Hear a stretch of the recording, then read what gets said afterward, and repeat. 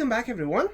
Switching up things to a beer again for this review and continuing the theme I've had going for the past few weeks. Today we're trying a Suntory Japanese Ale.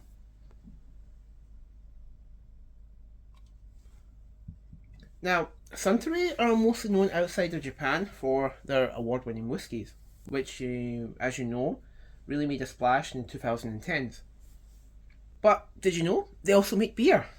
Suntory don't just stick to cheap macro lagers like their Suntory Premium Malt, which is actually not bad lager, all things considered. They also brew ale style beers, and today we're going to look at something special.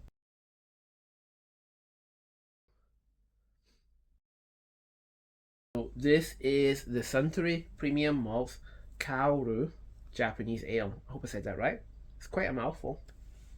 While Suntory's regular lager is designed to appeal to the masses, it's a classic pilsner. It's meant to be enjoyed with food after a long day at the office, and it's supposed to be like a stereotypical salaryman's drink. So yeah, basically, the Suntory lager is aimed primarily at that crowd. However, this one's a bit different. This one is aimed at the craft beer crowd. It's for the person who knows the golden ales from their red ales and their stouts. One who prefers a more, shall we say, complex brew. With a beefier 6% ABV, which is pretty nice for a beer.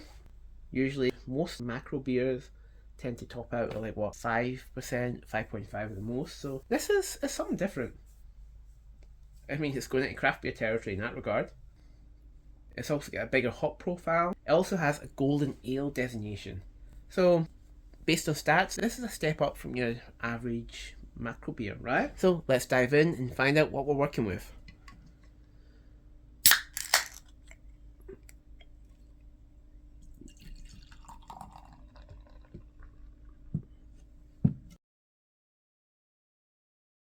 So it pours quite nice.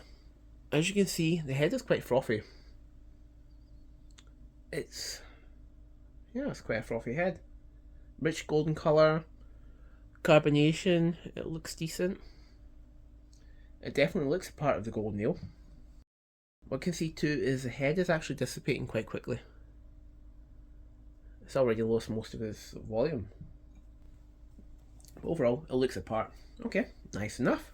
Let's nose it now. Alright, so first things first, it's incredibly malty. And I mean, I'm not surprised by that. Suntory's big claim for their lagers and their ales basically is that they use 100% malt. So, yeah, it's quite nice in that regard. So the maltiness is something I'd expect.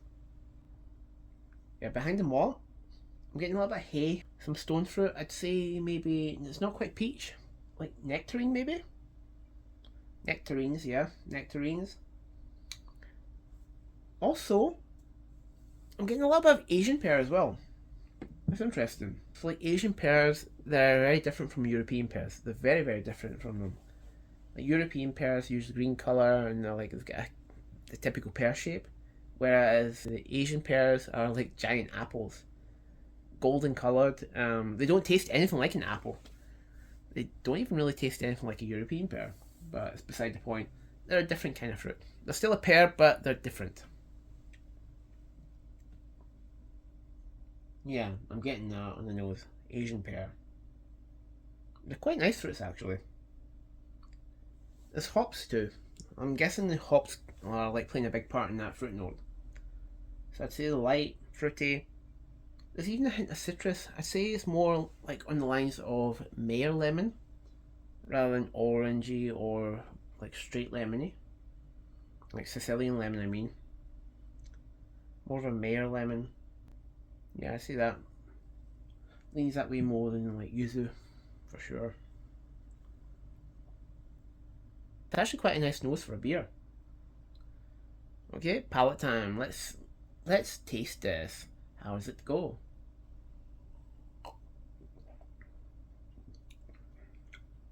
You know what? That's surprisingly light. I expected a lot more from that, especially given it's 6%. It's fruity. The stone fruit's coming through again.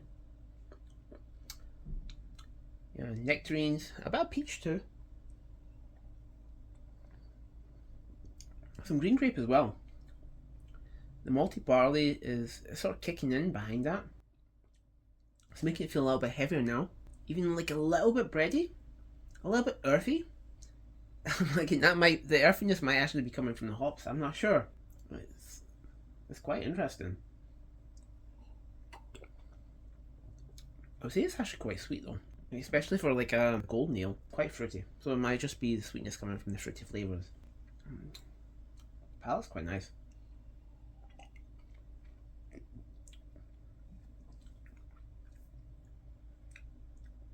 Yeah, I'm getting a little bit more of the earthy notes now. It's just sort of sitting under your tongue. But yeah, as it draws to its finish, some citrus is coming out now. It's giving it sort of like a sweet and sour profile. Medium length maybe? Yeah, I would say sort of finishing now. Medium lens. Overall, pretty enjoyable.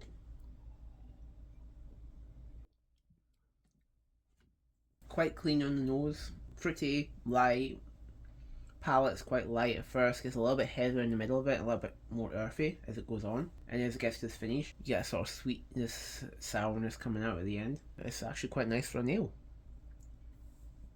Overall, I'd say that this beer is fruitier and richer than what you'd expect from your typical macro beer. It's not like your crazy, super hoppy IPAs and that. It's not like what you'd expect from like an actual craft brewery. There's nothing that's actually offensive about this beer.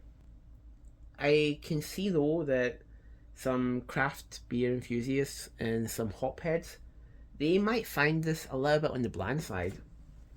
That said, it's still a nice beer, and you can definitely pair this well with food.